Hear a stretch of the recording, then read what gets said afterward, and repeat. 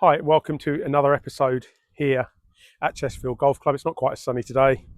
It's almost like I give you a weather report every time. We're in England, it's generally not sunny. Okay, what we're going to talk about today and what I'd like to sort of dispel, I think, a little myth that I hear a lot and I see a lot. I've put this stick down here and I use a club in a minute to help you with it. I see this all the time and I hear it. I think as a right-handed person, it's very natural if I had to hit my bag to stand what I would call closed, or we call closed, kind of hit my bag if I was using an axe. It's the first time I've ever hit my bag. I would never hit my bag because I'm a very calm, naturally calm person. What I see all the time is I see people that stand, let's say, shut with their feet, but stand open with their shoulders. So if I'm naturally shut here and then naturally open with my shoulders, I think almost we can already see it's easy to come in here, but more importantly, it's very hard to come from inside on the way down, so it's much easier to come out and across. Now, most people that slice it, strangely enough, tend to aim right, but then pull this, I don't want to slice it, so I'm going to pull my shoulders this way. As soon as you're pulling your shoulders this way. Now, I've seen it on the internet a few times, and it kind of makes me chuckle a little bit, I'd say, and I sort of know where people are coming with it, and it's probably Bob down the pub says it, and whatever else, is that I'm going to draw it. You're a natural slicer, let's be fair. You come in and you come over the top of it. So let's be honest, most people that I teach and see go this way. So we're in and over the top of it. And they've read or heard, or as I say, Bob down the pub's gone, stand a little bit shut. If you stand a little bit shut, you'll draw it. So if my natural swing path is this way because I'm a slicer, I can pull my right foot back as far as I like.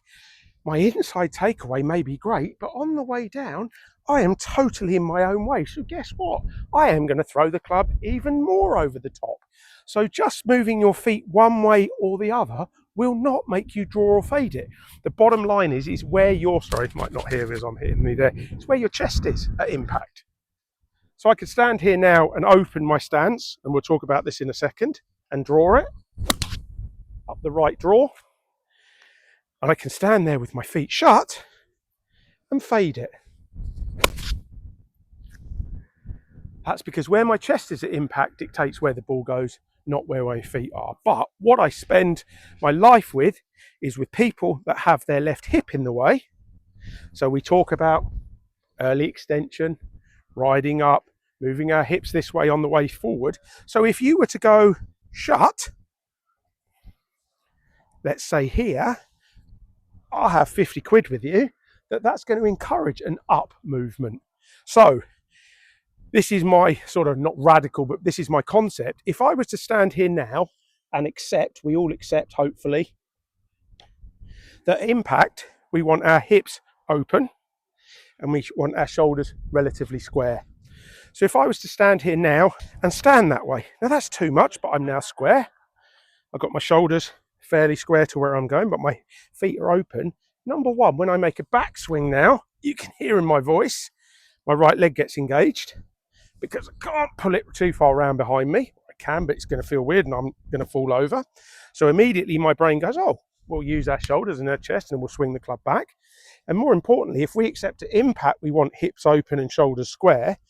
Surely if we started, and I know this is excessive, but I'm just showing you, if we started this way and go through, I would argue now that on the way through, my hips are open and my shoulders have to be squarer, although it's a little too extreme. And the problem with having it too much this way is you don't get the feeling of it going that way.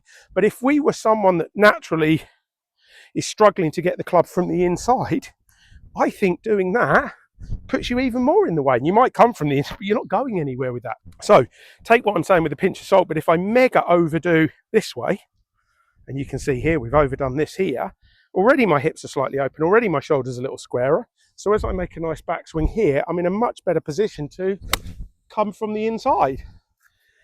Doesn't work with the hip clearance, but we've talked about that in a previous video. But the one thing I think that we should take away with this, and especially again, if I grab my driver, if I stand this way and set up, can you see it feels really comfortable? But look, my shoulder's already left of my feet line.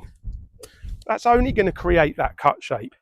So it's weird, but if we go slightly that way, not going too extreme, can you see how now my shoulder's a little more in the So on the way down here, we're into that position again. We're a little open and a little square. So I think that's something, have a go at that this weekend. I think hopefully it makes sense. But let me tell you, if your swing path is this way, and it naturally is this way, and as I said to you earlier, for 50 quid, most people's are, dragging your right foot back to draw it is about as useful as, I'm trying to think of something that's not that useful, a chocolate teapot.